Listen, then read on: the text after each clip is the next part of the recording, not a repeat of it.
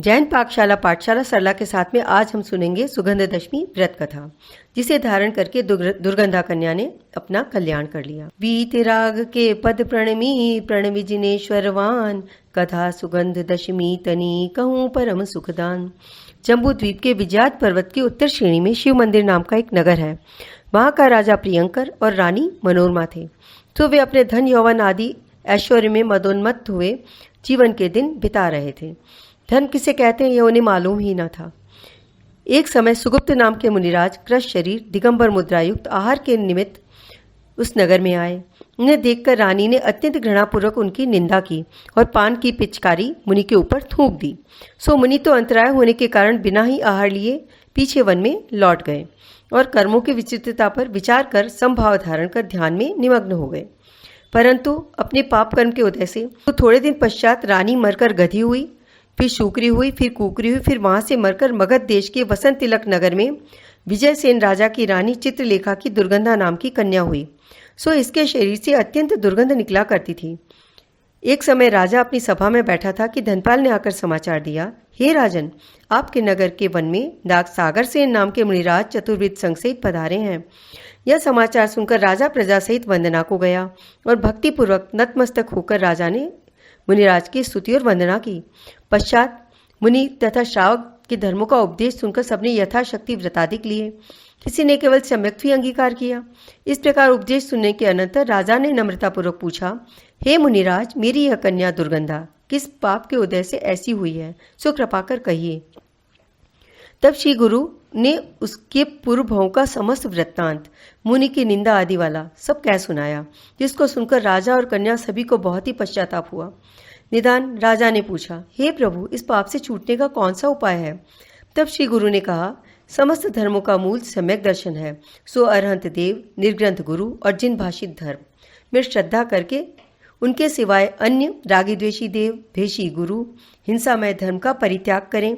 अहिंसा, सत्य, आचौर्य, ब्रह्मचर्य और परिग्रह प्रमाण, इन 5 व्रतों को अंगीकार करें और सुगंध दशमी व्रत का पालन करें, जिससे अशुभ कर्म का क्षय होवे। इस व्रत की विधि इस प्रकार है कि भादो सुदी दशमी के दिन 4 प्रकारों का आहार त्याग कर ग्रहारंभ का त्याग करें, परिग्रह का भी प्रमाण कर जिनालय में जाकर श्री जिनेन्द्र देव की भाव सहित अभिषेक पूर्वक पूजा करें, सामायिक स्वाध्याय करें, धर्म कथा के सिवाय अन्य भी कथाओं का त्याग करें, रात्रि में भजन पूर्वक जागरण करें। पश्चात दूसरे दिन 24 तीर्थंकरों की अभिषेक पूर्वक पूजा करके अतिथियों अर्थात मुनि एवं व्रती श्रावकों को भोजन कराकर आप पारणा करें, 4 प्रकार का दान देवे। इस प्रकार 10 वर्ष तक यह व्रत पालन कर पश्चात उद्यापन करें, अर्थात चंवर, छत्र, घंटा, झारी, ध्वजा आदि 10-10 उपकरण जिन मंदिरों में भेंट देवे और 10 प्रकार के श्रीफल आदि फल 10-10 करके श्रावकों को बांटे। यदि उद्यापन की शक्ति न हो तो दूना व्रत करें। उत्तम व्रत उपवास करने से, मध्यम व्रत कांजी आहार से और जगन व्रत एकाशन से होता है। जिसकी जितनी शक्ति हो उस हिसाब से करें। इस प्रकार राजा प्रजा सबने व्रत की विधि सुनकर अनुमोदना की और स्वस्थान को लौट गए। दुर्गंधा कन्या ने मन वचन काय से सम्यक पूर्वक व्रत को पालन किया। एक समय 10वें तीर्थंकर श्री शीतलनाथ भगवान के कल्याणक के समय देव तथा इंद्रों का आगमन देखकर उस दुर्गंधा कन्या ने निदान किया कि मेरा जन्म स्वर्ग में होवे।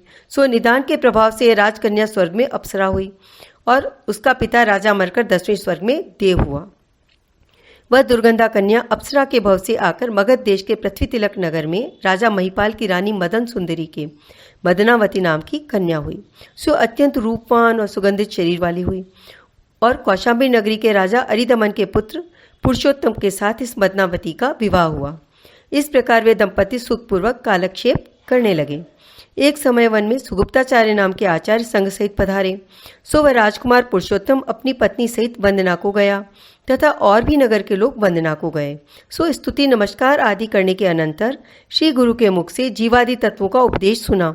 पश्चात पुरुषोत्तम ने कहा, हे स्वामी, मेरी यह मदनावती पत्नी किस कारण से ऐसी रूपवान और अति सुगंधित शरीर वाली है? तब श्री गुरु ने मदनावती के पूर्व भवांतर कहे और सुगंध दशमी के व्रत का महात्म्य बताया। तो पुरुषोत्तम और मदनावती दोनों अपने भवांतर की कथा सुनकर संसार देह भोगों से विरक्त होकर दीक्षा लेकर तपश्चरण करने लगे। इस प्रकार तपश्चरण के प्रभाव से मदनावती स्त्रीलिंग छेद कर 16वें स्वर्ग में देव हुई। वहाँ 22 सागर सुख से आयु पूर्ण करके अंत में वहाँ से चलकर मगध देश के वसुंधरा नगरी में मकर केतु राजा के यहाँ की देवी पट्टरानी के कनक केतु नाम का सुंदर गुणवान पुत्र के रूप में उत्पन्न हुए। पश्चात जब पिता ने दीक्षा ली और उन्होंने इन्हें राज्य दे दिया, उसके पश्चात कितने समय तक राज्य करने के पश्चात वह मकरध्वज भी अपने पुत्र को राज्य देकर दीक्षा लेकर तपस्या करके देश विदेशों में विहार करके अनेक जीवों को धर्म के मार्ग में लगाने लगे। इस प्रकार कितने काल तक कनक केतु मुनिनाथ को केवल ज्ञान हुआ। बहुत काल तक उपदेश रूपी अमृत की वृष्टि करके शेष अघाती कर्मों का नाश कर परम पद को अर्थात मोक्ष को प्राप्त हुए। इस प्रकार सुगंध दशमी व्रत को पालन कर दुर्गंधा भी अनुक्रम से मोक्ष को प्राप्त हुए। तो भव्य जीव भी यदि इस व्रत को पालेंगे तो अवश्य उत्तमोत्तम सुखों को पावेंगे। सुगंध दशमी व्रत कियो दुर्गंधा ने सार, सुर नर के सुख भोग में अनुक्रम कही भव पार। जय जिनेन्द्र।